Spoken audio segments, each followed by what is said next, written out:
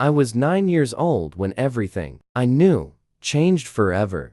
The sound of my father locking the wooden door of our old home was the last echo of a life we would never return. To tell us where you're watching from, we'd truly love to know, and if there was a moment in this story that touched your soul, please share it with us in the comments. It would mean the world to us to hear your heart.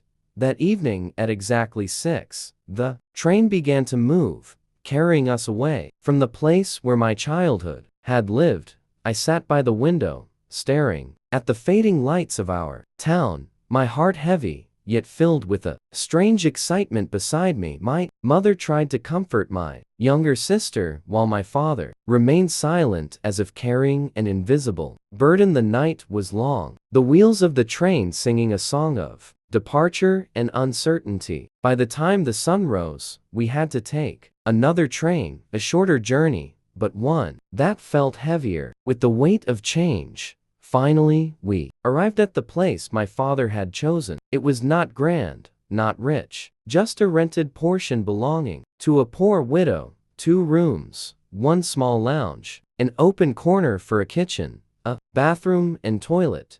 The roof above was bare, but given to us to use freely. The rent was $30 a month. It was quiet. The air was cool. The sky stretched wide, as if promising something unknown, yet the silence carried questions that none of us dared to ask. I could feel a new chapter breathing around us, but I could not tell if it was kind or cruel. The days began to shape themselves into routines. School started quickly. My father left early for duty. My mother arranged the small house, and I tried to understand the new rhythm of life. Though the house was simple, there was a strange peace in the mornings. The small, open space outside the kitchen filled with the fragrance of tea, while birds perched on the roof, as if guarding us. But as night fell, the peace shifted into something different. The house seemed too silent, and every sound of the wind felt louder than it should have. My father tried to hide it, but I could see the unease in his eyes when he looked at the roof above. Us was only emptiness, yet it carried a weight, as if unseen eyes watched us. One evening, I went up there to play alone. The rooftop was bare, just cracked cement and a view of distant hills. But standing there, I felt something stir inside me.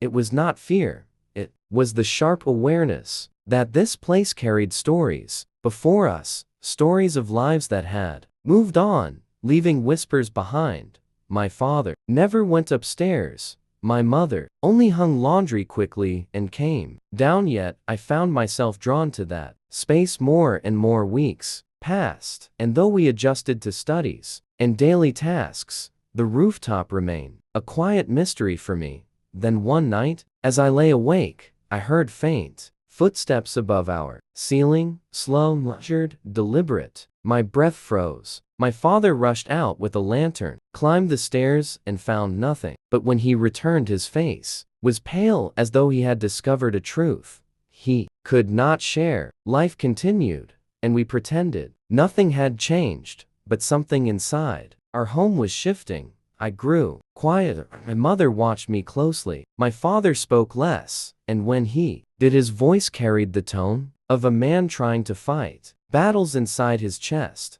The rooftop became both a comfort and a tension. I still went there in daylight, but every time I stood in that open space, I felt the pull of invisible memories. One evening, as the sky turned orange, my father finally sat with me on the steps. His hand rested on my shoulder, heavy with unspoken weight. He told me softly that the house we lived in once belonged entirely to the widow who rented it to us. She had raised children here. She had seen both joy and sorrow, and when poverty forced her to leave, parts of herself remained within these walls. He said, sometimes silence carries more voices than noise, and sometimes places remember more than people do. I did not fully understand, but I knew my father carried a sadness that was older than me.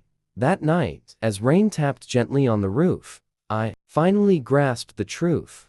The footsteps were not a haunting, they were echoes of the life that had once been here. They belonged not to fear, but to memory, and in that realization, I felt an unexpected peace. My father held my hand, and for the first time in weeks he looked calm. The tension melted into something deeper, a quiet respect for the unseen weight of human struggle. As I drifted to sleep, I knew that our new beginning was not only about us, it was about carrying forward the unspoken stories of those who came before us.